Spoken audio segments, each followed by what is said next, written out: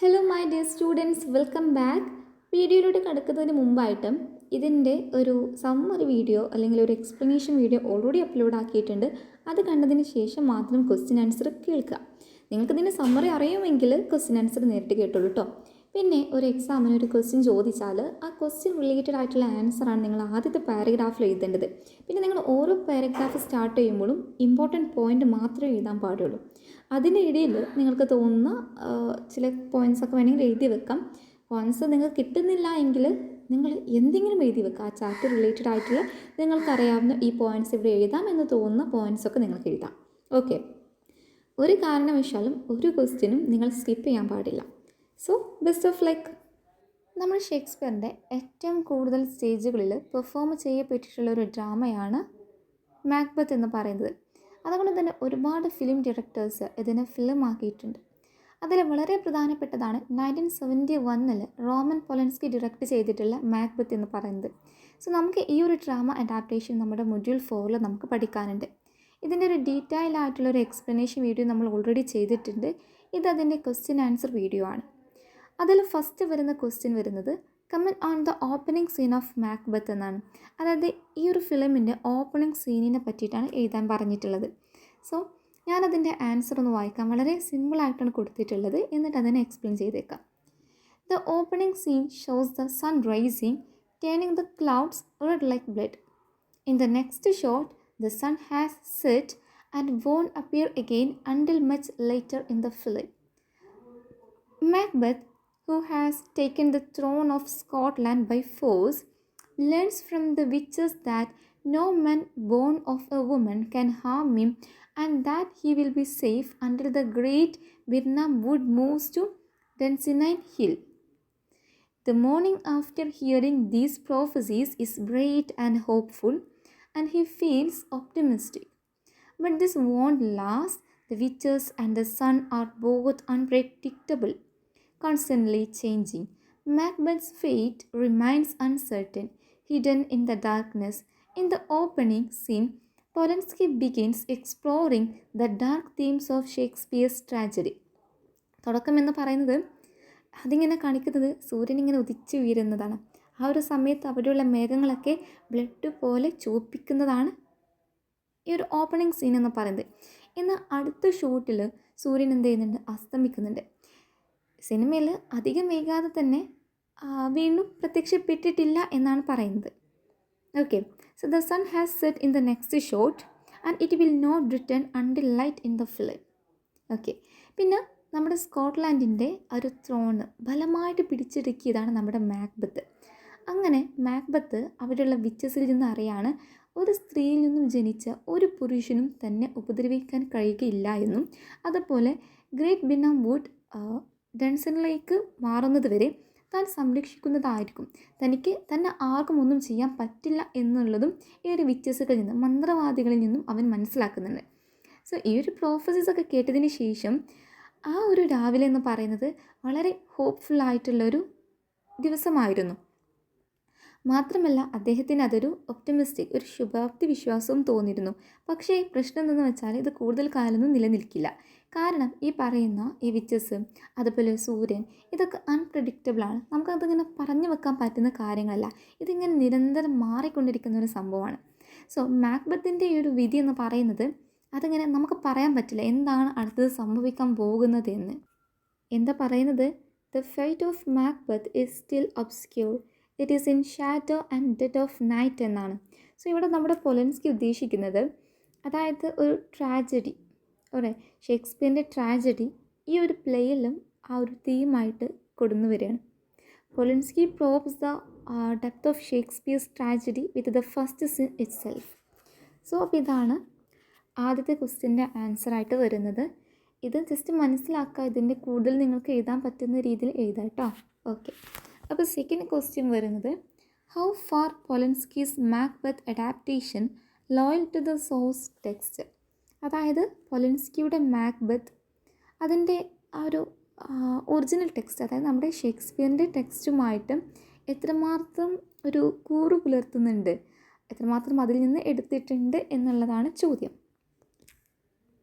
Roman Polanski took creative liberties to make his film adaptation of Macbeth more engaging for audience.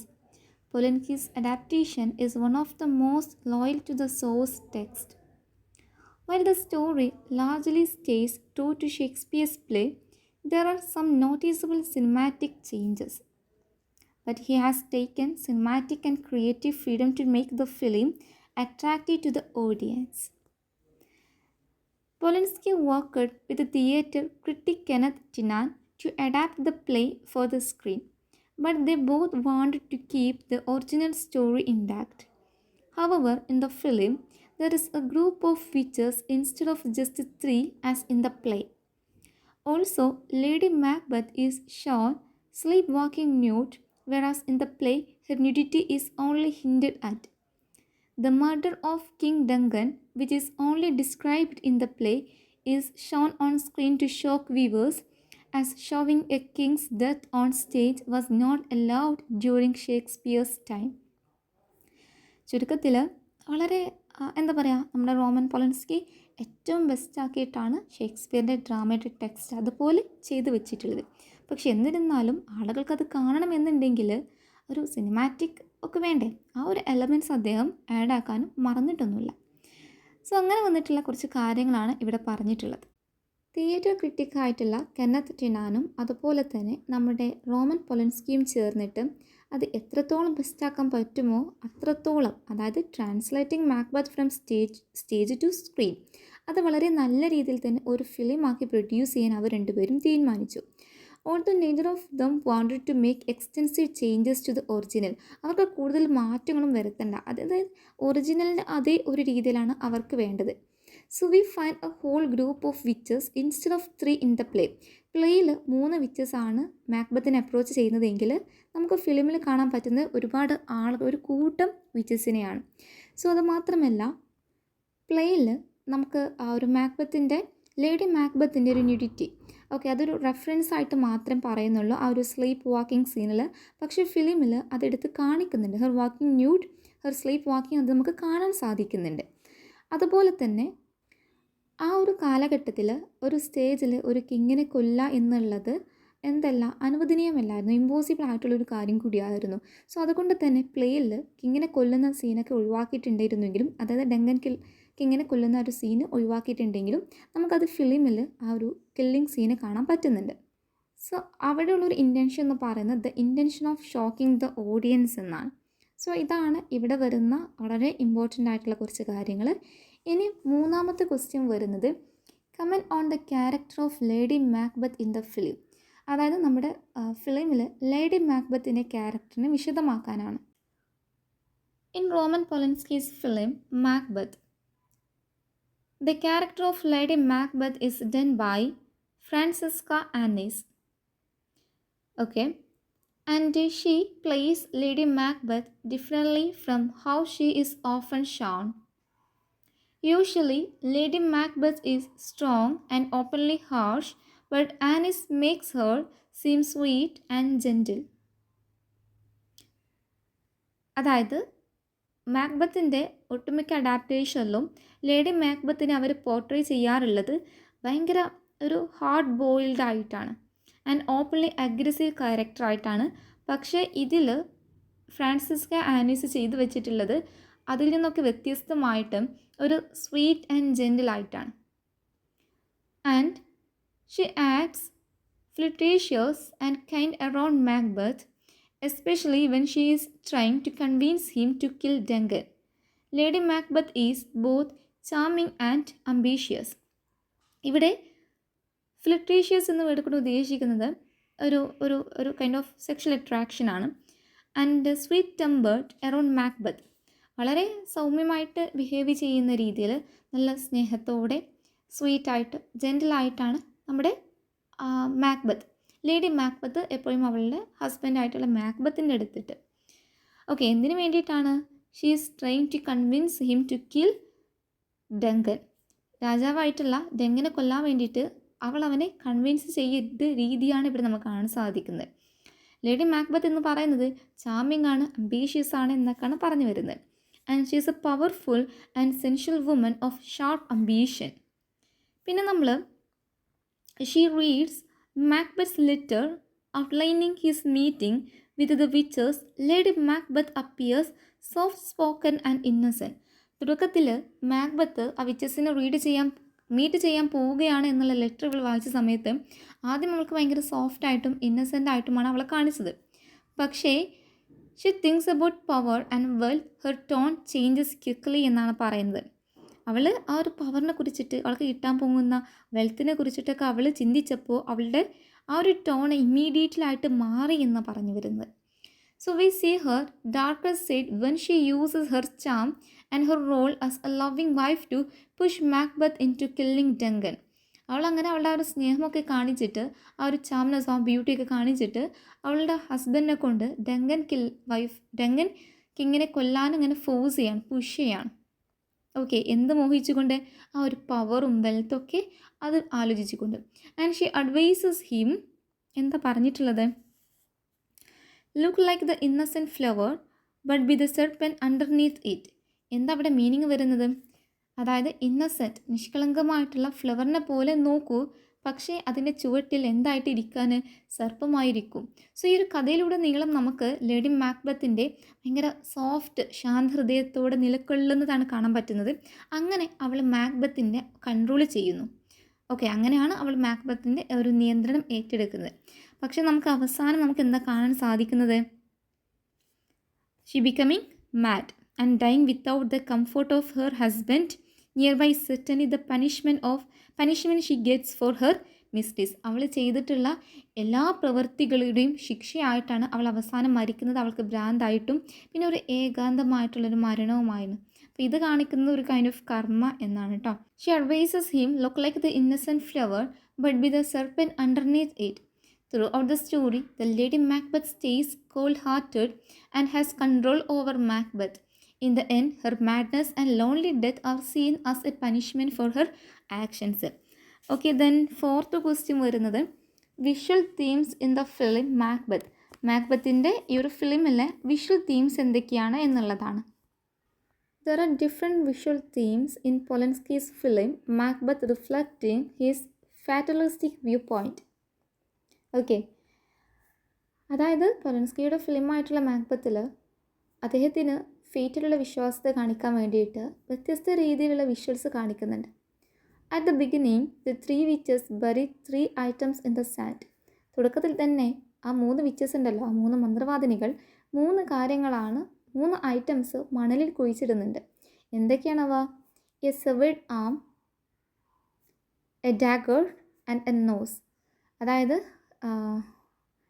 Severed arm എന്ന് പറഞ്ഞാൽ മുറിച്ച കൈ, പിന്നെ dagger എന്ന് പറഞ്ഞാൽ കഠാര, നോസ് എന്ന് പറഞ്ഞാൽ കുരുക്ക്. So the arm represents Macbeth. ആ മുറിച്ച കൈ റെപ്രസെൻറ്റ് ചെയ്യുന്നത് നമ്മുടെ മാക്ബത്തിനെയാണ്. The dagger shows murder. ആ പറയുന്ന കഠാര കാണിക്കുന്നത് മർഡർ, കൊലപാതകത്തെയാണ്. ആൻഡ് ദ ന്യൂസ് എന്ന് പറഞ്ഞാൽ ആ ഒരു കുരുക്ക്. സോ ഇത് സിഗ്നിഫൈ ചെയ്യുന്നത് നമ്മുടെ മാക്ബത്തിൻ്റെ മരണത്തിനെയും കൂടിയാണ്. Okay, and the noose appears again and again showing Macbeth's unavoidable end. ഈ പറയുന്ന ന്യൂസ് ഉണ്ടല്ലോ, കുരുക്കുണ്ടല്ലോ, അതങ്ങനെ ഇടയ്ക്കിടയ്ക്ക് ഇങ്ങനെ കാണിക്കുന്നുണ്ട്. ഇതെന്തിനാന്ന് വെച്ചാൽ നമ്മുടെ മാക്ബത്തിന് ഒരിക്കലും ആ ഒരു മരണത്തിൽ നിന്ന്, ആ ഒരു ട്രാജഡി ആയിട്ടുള്ള ഒരു മരണത്തിൽ നിന്ന് അവനക്ക് രക്ഷപ്പെടാൻ സാധിക്കില്ല എന്നുള്ളതാണ്.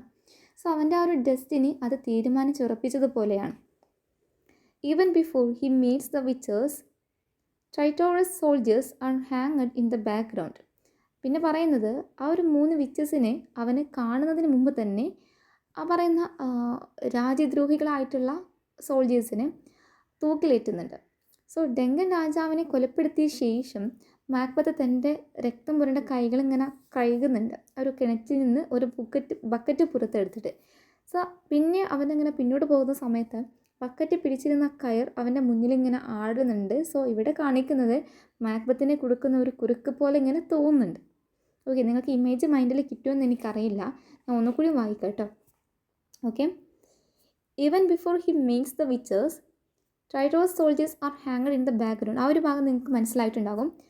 After killing king Duncan, Macbeth pulls up a bucket from a well to clean his bloody hands. So as he steps back, the rope holding the bucket always in front of him, looking like a noose trapping Macbeth. Duncan കിങ്ങിനെ കൊന്നതിന് ശേഷം അവൻ ആ കൈയൊക്കെ വൃത്തിയാക്കുന്നതിന് ശേഷം ബാക്കോട്ട് ഇങ്ങനെ തിരിഞ്ഞു പോകുന്ന സമയത്ത് അവൻ്റെ മുമ്പിലുണ്ടായിരുന്നു ആ ബക്കറ്റ്, നമ്മൾ വെള്ളം കോരിയെടുത്ത് ആ ഒരു കയറുണ്ടായിരുന്നു. അപ്പോൾ ആ ഒരു കയറ് ഒരു നോസിൻ്റെ പോലെ അവൻ്റെ മുമ്പിൽ ഇങ്ങനെ ആടിക്കൊണ്ടിരുന്നു എന്നാണ് പറയുന്നത്.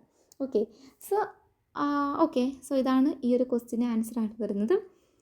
പിന്നെ 5th ക്വസ്റ്റ്യൻ വരുന്നത് comment on the nuances in the character of Macbeth in the film. സിനിമയിലെ മാക്ബത്തിൻ്റെ ക്യാരക്ടറിൻ്റെ പ്രത്യേകതകളെ കുറിച്ചിട്ട് വിശദീകരിക്കാനാണ്. നമ്മുടെ മാക്ബത്ത് ഇതിലൊരു കോംപ്ലക്സ് ആയിട്ടുള്ളൊരു ക്യാരക്ടറാണ്. ആദ്യം നമുക്ക് കാണാൻ സാധിക്കുന്നത് നല്ലൊരു നോബിളായിട്ടുള്ളൊരു റെസ്പെക്റ്റഡ് ആയിട്ടുള്ളൊരു മാനായിട്ടാണ്. അതായത് അവരൊരു ബംഗോൻ്റെ കൂടെയുള്ള ഫ്രണ്ട്ഷിപ്പും കാര്യങ്ങളൊക്കെ കാണിക്കുന്നത് അതൊക്കെ തന്നെയാണ്. പക്ഷെ എന്നിരുന്നാലും അവന് ആ ഒരു വിച്ചസിനെ കണ്ടതിന് ശേഷം ഇയാളങ്ങനെ മാറാൻ തുടങ്ങി. സോ മാക്ബത്തിൻ്റെ അംബീഷനും അതുകൂടാതെ അവൻ്റെ ലേഡി മാക്ബത്ത് അവൻ്റെ വൈഫിൽ നിന്നുള്ള ആ ഒരു എൻകറേജ്മെൻറ്റൊക്കെ കൂടി ചേർന്നിട്ട് അവന് ഒരുപാട് അതായത് ചെയ്യാൻ പാടില്ലാത്ത പല കാര്യങ്ങളിലും അവന് ഇടപഴകേണ്ടി വന്നു, അവൻ ചെയ്യേണ്ടി വന്നു. തുടങ്ങുന്നത് തന്നെ ആ ഒരു ത്രോണിൻ്റെ തന്നെ കിങ്ങായിട്ടുള്ള ഡെങ്കനെ കൊന്നുകൊണ്ടാണ് എന്നുള്ളത് നോക്കണം. So this leads his life to fall apart. അപ്പോൾ ഇത്രയും കാര്യങ്ങൾ അവൻ്റെ ജീവിതം ആകെ തകിടം മറിയാൻ തുടങ്ങി. In the film, Macbeth is shown as a complex character. At first, he is noble and respected man, known for his friendship with Banquo. However, after meeting the witches, he begins to change.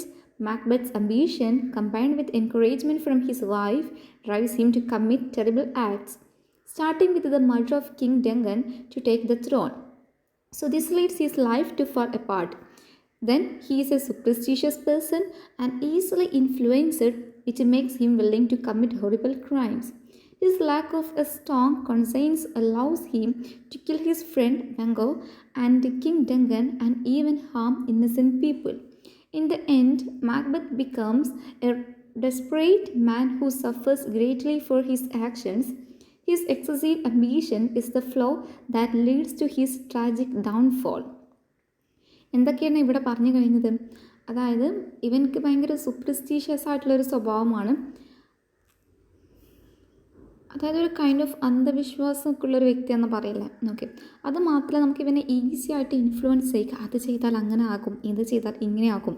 So അപ്പോൾ ഇങ്ങനെ പറഞ്ഞുകൊണ്ടാണ് lady Macbeth, ഈ superstitious എന്ന് ഉദ്ദേശിക്കുന്നത് അവിടെ witches, പിന്നെ അവൻ്റെ lady Macbeth easily influence ആണ് അവിടെ ഉദ്ദേശിക്കുന്നത്. സോ ഇതൊക്കെയാണ് വളരെ ഭയാനകമായിട്ടുള്ള കുറ്റകൃത്യങ്ങൾ അവനെ ചെയ്യാൻ സന്നദ്ധനാക്കിയത്.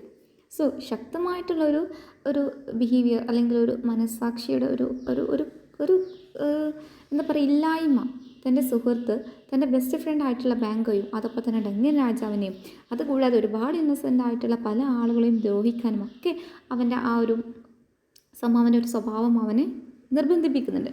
സോ അവസാനം മാക്ബത്ത് തൻ്റെ പ്രവൃത്തികൾക്കൊക്കെ ആയിട്ട് വളരെയധികം കഷ്ടപ്പെടുന്ന ഒരു സീൻ നമുക്ക് കാണാൻ സാധിക്കുന്നുണ്ട്. ഒരു ഭയങ്കര സാഡായിട്ടുള്ള മനുഷ്യനായിട്ട് മാറുന്നത്.